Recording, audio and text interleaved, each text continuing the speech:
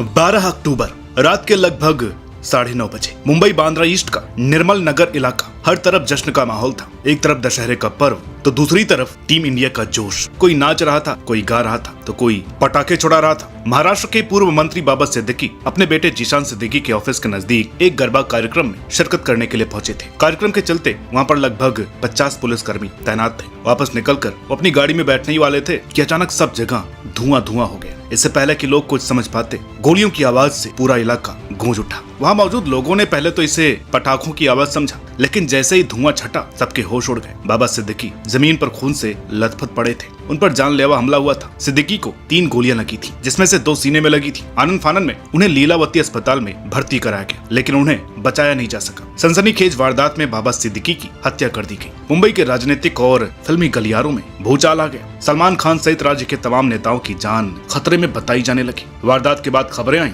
कि Lawrence Bishnoi gang ने बाबा सिद्दीकी की हत्या की जिम्मेदारी ली है। ये दावा भी शुभू लोनकर महाराष्ट्र नाम के यूजर की एक फेसबुक पोस्ट के हवाले से किया गया, लेकिन हम आपको बता दें कि ऐसे किसी भी दावे की पुष्टि नहीं की जा सकती। सबसे पहली बात तो ये है कि इस नाम का कोई हैंडल फेसबुक पर है ही नहीं। दूसरी महत्वपूर्ण बात ये कि ये खुद पोस्ट का स्क्रीनशॉट है। फेसबुक इस्तेमाल करने वाले लोग जानते होंगे कि ऐसा स्क्रीनशॉट तब आता है जब कोई पोस्ट लिखा जा रहा हो, न कि तब जब उससे पोस्ट किया जा चुका हो, यानी कि इस पोस्ट की प्रामाणिकता पूरी तरह से संदिग्ध है। लेकिन इसे पूरी तरह से झुटलाने से पहले एक बात पर गौर करना बेहद जरूरी है। शुभू लोनकर से मिलते जुलते नाम का एक शख्स लॉरेंस बिश्नोई गैंग में जरूर था। उसका नाम था शुभम लोनकर। इसी साल फरवरी में उसे अरेस्ट कर लिया गया था। हालांकि फिलहाल वो जेल में है या रिहा हो चुका है, इसकी जानकारी नहीं मिल सकी। पुलिस ने भी इस वारदात में लॉरेंस बिश्नोई गैंग का हाथ होने से इनकार किया है। जो आरोपी पकड़े गए हैं वो भी इसी तरफ इशारा कर रहे हैं। अगर बाबा सिद्दीकी की हत्या में वाकई बिश्नोई गैंग का हाथ है तो ये सलमान खान की मुश्किलें बढ़ाने वाला है। पूरे मामले को सलमान खान और लॉरेंस बिश्नोई की दुश्मनी से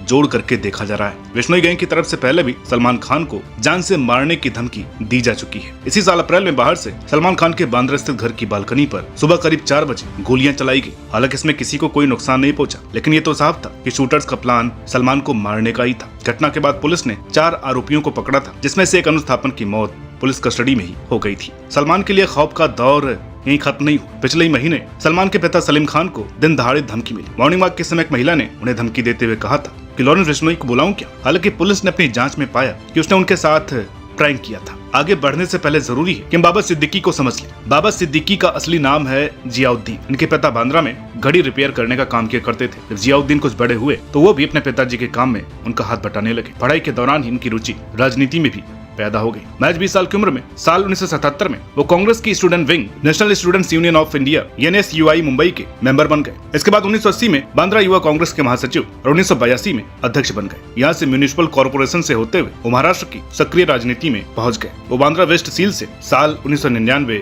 2004 और 2009 में लगातार 3 बार विधायकी का चुनाव जीते। 2004 से 2008 के दौरान वो मंत्री भी रहे। हालांकि बाबा सिद्दीकी का दामन भी पाक साफ नहीं रहा। साल 2014 में मुंबई पुलिस ने बाबा सिद्दीकी पर PMLA एक्ट के तहत मामला दर्ज किया था। उन पर आरोप था कि साल 2000 से 2004 तक महाराष्ट्र हाउसिंग और एरिया डेवलपमेंट अथॉरिटी का चेयरमैन रहते हुए उन्होंने अपने पद का गलत इस्तेमाल करते हुए पिरामिड डेवलपर्स नाम की कंपनी को बांद्रा में विकसित हो रहे स्लम रिहेबिलिटेशन अथॉरिटी प्रोजेक्ट में मदद की थी। ईडी को शक था कि ये कंपनी बाबा सिद्दीकी की मुखौटा कंपनी थी। साल 2018 में ईडी ने बांद्रा वेस्ट स्थित उनकी 462 करोड़ की संपत्ति को अटैच कर लिया था। हालांकि बाबा सिद्दीकी के लिए आम चर्चा ये भी रही है कि बॉलीवुड और अंडरवर्ल्ड के बीच का ब्रिज है। इस बात में कितनी सच्चाई है ये तो पता नहीं, लेकिन अगर ऐसा होता तो खुद उन्हें अंडरवर्ल्ड से धमकियां क्यों मिलती। साल 2013 में बाबा सिद्दीकी और अहमद लंगड़ा के बीच जमीन के एक टुकड़े को लेकर के ठन गई थी। अहमद लंगड़ा मुंबई में डी कंपनी का काम संभालता है। खबरों की माने तो न सिर्फ बिल्डर से अवैध वसूली करता है, बल्कि जमीन और बिल्डिंगों पर अवैध कब्जे भी करता था। एक दिन सिद्दीकी के पास छोटा शकील का फोन आता है।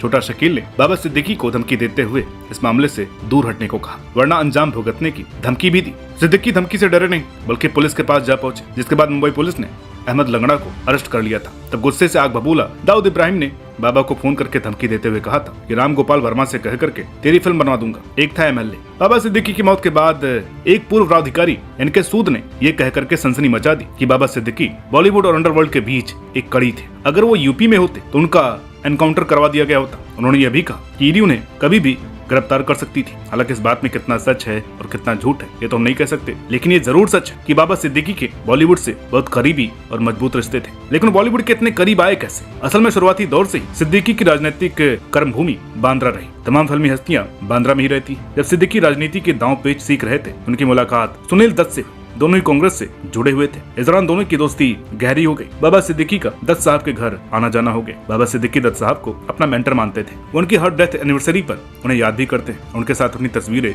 सोशल मीडिया पर पोस्ट किया करते थे। दत्त साहब के जरिए ही उनकी दोस्ती संजय दत्त से हुई। खबरों की माने तो संजय दत्त ने ही उनकी मुलाकात सलमान खान से करवाई। बाबा सिद्दीकी ने सलमान खान की मदद उस वक्त की थी जब उन्हें उनकी सबसे ज्यादा दरकार थी। साल 2015 में 2002 के हिट एंड रन केस में मुंबई सेशन कोर्ट ने सलमान खान को 5 साल की सजा सुनाई थी। सलमान का जेल जाना तय माना जा रहा था। ऐसे में सिद्दीकी ने वरिष्ठ वकील हरीश साल्वे से संपर्क किया। हरीश साल्वे ने सलमान की तरफ से केस लड़ा और उनकी सजा सस्पेंड कर दी। बाबा सिद्दीकी ही वो शख्स है जिन्होंने शाहरुख और सलमान का झगड़ा खत्म करवाया था। बात है साल 2013 की। हर साल की तरह उस साल भी बाबा सिद्दीकी ने इफ्तार पार्टी का आयोजन किया था। सिद्दीकी की इफ्तार पार्टियों में पॉलिटिक्स से लेकर बॉलीवुड तक की बड़ी बड़ी हस्तियां शामिल हुआ करती थी। उस दिन पार्टी में सलमान खान पहले से मौजूद थे, जबकि शाहरुख बाद में पहुंचे। शाहरुख के पहुंचते सिद्दीकी ने उन्हें गले लगा लिया और फिर सलमान खान को भी खींच करके गले लगा लिया। इसके बाद सलमान और शाहरुख दोनों ने एक दूसरे से हाथ मिलाया और फिर से गले लग गए। यही से दोनों के बीच 5 साल से चल रही कोल्ड वॉर खत्म हुई और इसका क्रेडिट गया बाबा सिद्दीकी के हिस्से। चुनाव आयोग ने अगले महीने महाराष्ट्र में चुनाव का ऐलान किया है। अब इसमें कोई दो राय नहीं कि बाबा सिद्दीकी महाराष्ट्र के राजनीतिक गलियारों में अच्छी खासियत पकड़ रखते थे। उनके बेटे जीशान सिद्दीकी भी फिलहाल बांद्रा ईस्ट से विधायक है। चुनाव से ठीक पहले ये हत्या कई सवाल खड़े करती है। पॉलिटिक्स में दुश्मनी कोई नई बात नहीं है। अब कहीं ये हत्या उनकी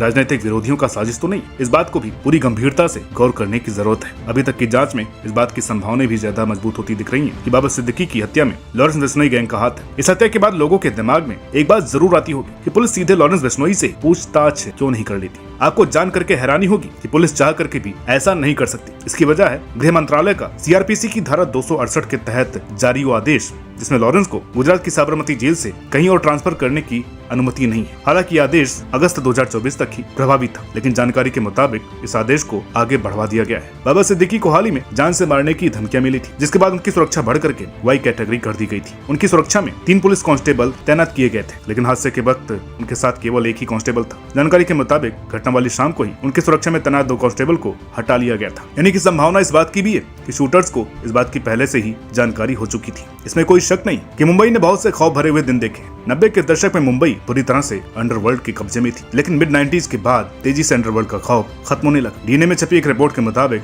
साल 2016 में अंडरवर्ल्ड से रिलेटेड केवल 2 केसेज दर्ज किए गए। पुलिस के मुताबिक इस गिरावट की खास वजह थी शूटर्स की कमी। जहां गैंग का मुखिया करोड़ों में सुपारी लेता था, वहीं शूटर्स को कुछ हजार ही मिलते थे। ये वजह है कि शूटर्स धीरे धीरे ये काम करने से पीछे हटने लगे। साल 1999 में आया Maharashtra control of organised crime act. इस एक्ट के तहत तमाम अपराधी गिरफ्तार हुए, जिसके चलते मुंबई धीरे धीरे अंडरवर्ल्ड के चुंगल से छूटता गया। हालांकि इसका दूसरा पहलू भी हो सकता है। ऐसा संभव है कि अंडरवर्ल्ड ने अपने काम करने का तरीका बदल दिया हो, उसने पुलिस से बचने के रास्ते ईजाद कर लिए हो। लॉरेंस बिश्नोई गैंग लंबे समय से चर्चा में रहा है। ज्यादा चिंताजनक बातें ये हैं कि लॉरेंस बिश्नोई के जेल में होने के बावजूद उसका गैंग लगातार सुर्खियों में बना हुआ है। यानी वो इतना मजबूत और हमारा कानून इतना कमजोर है कि वो जेल से ही अपना गैंग चला रहा है। जिस तेजी से लॉरेंस बिश्नोई जराइम की दुनिया में अपना कदम बढ़ा रहे हैं, वो कतई अच्छे संकेत नहीं है। कोई भी मुंबई को उन दिनों में वापस लौटते हुए नहीं देखना चाहेगा जब वहाँ पर अंडरवर्ल्ड का खौफ हुआ करता था। इससे पहले कि इसका कोई और शिकार बने, जरूरत है सही और बड़े कदम उठाने की। अब आपके मन में ये सवाल आ रहा होगा कि भाई लॉरेंस बिश्नोई की सलमान खान से क्या दुश्मनी? तो इस मुद्दे पर एक पूरी डिटेल वीडियो नारद टीवी पर आ चुकी है। उसका लिंक हम आपको डिस्क्रिप्शन में दे रहे हैं। वहां से आप वो वीडियो देख लीजिए,